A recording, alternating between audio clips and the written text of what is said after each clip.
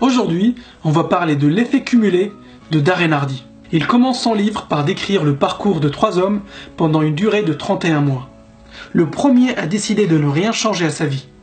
Le deuxième a acheté une grande télé, a commencé à regarder des émissions sur la cuisine. Ensuite, il a installé un mini-bar dans sa maison pour recevoir ses amis. Et le troisième a décidé de lire 10 pages par jour. Il a aussi réduit ses apports caloriques de 125 calories par jour. Il a juste arrêté de boire un café au lait tous les matins.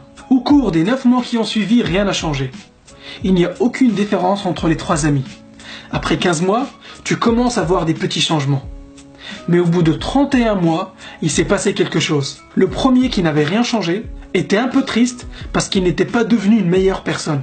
Il n'a pas évolué. Il n'a rien appris de nouveau et sa vie ressemblait à celle d'avant. Le deuxième, qui a fait des choix négatifs, a pris 13 kilos et son couple battait de l'aile car il ne passait pas beaucoup de temps de qualité avec sa femme.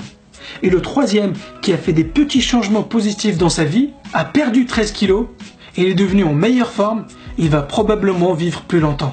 Il est devenu plus positif et plus cultivé parce qu'il lisait 10 pages par jour de façon consistante. Il a aussi développé ses compétences professionnelles et a réussi à décrocher une promotion au travail. Darren Hardy nous explique que des petits changements positifs et de façon consistante peuvent transformer ta vie de façon radicale sur le long terme.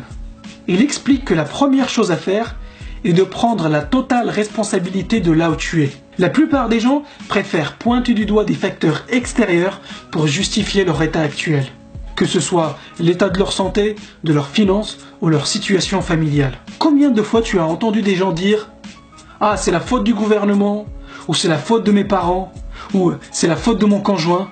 Darren Hardy nous explique que le jour où tu prends la totale responsabilité de ta vie ou de ce qui t'arrive, tu feras le premier pas vers ton succès. Car il ne croit pas en la chance. Il explique que la chance arrive quand la préparation rencontre une opportunité. Darren Hardy insiste beaucoup sur l'importance du momentum qu'il appelle Big Mo dans son livre. Pour expliquer ça, il donne l'analogie de la fusée qui décolle. Elle dépense 80% de son énergie au décollage dans les 2 ou 3 premières minutes, car elle a besoin de toute cette énergie pour quitter le sol. Mais une fois en orbite, elle n'utilise quasiment plus son énergie. Il explique que c'est la même chose qui se passe dans notre vie. Les premiers mois où tu vas commencer à lire 10 pages par jour, cela va te demander beaucoup d'énergie et aussi beaucoup de discipline pour te motiver à lire tous les jours.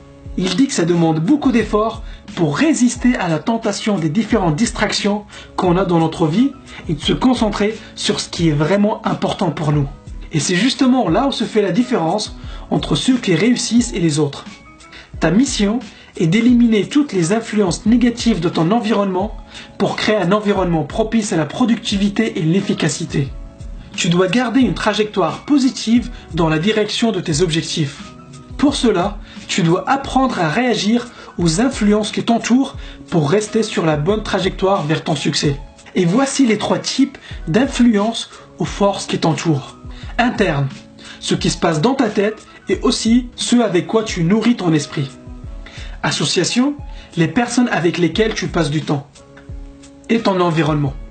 Si tu veux optimiser les performances de ton cerveau, tu dois être super vigilant quant au type d'informations que tu envoies à ton cerveau.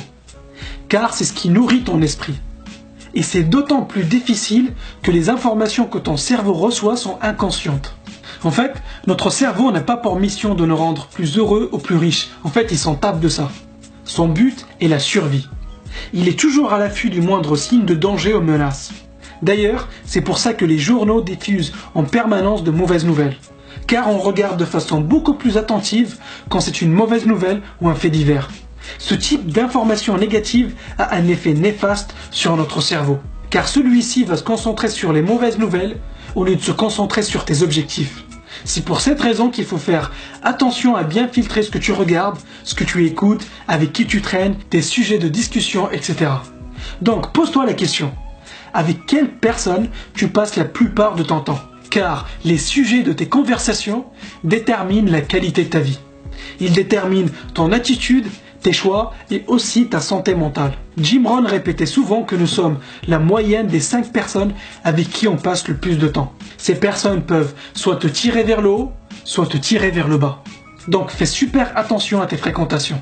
Et il finit d'ailleurs son livre par une citation de Jim Rohn qui disait « N'espère pas que les choses soient plus faciles, mais espère plutôt d'être meilleur ». En d'autres mots, ne blâme pas les autres pour ce qui t'arrive. Trouve plutôt des pistes d'amélioration dans tous les domaines de ta vie. La meilleure façon pour prédire le futur est de le créer. La conclusion de ce livre, c'est que le changement ne doit pas forcément être radical. Tu peux faire des petits changements dans ta vie de tous les jours qui, sur le long terme, auront un impact gigantesque grâce à l'effet cumulé.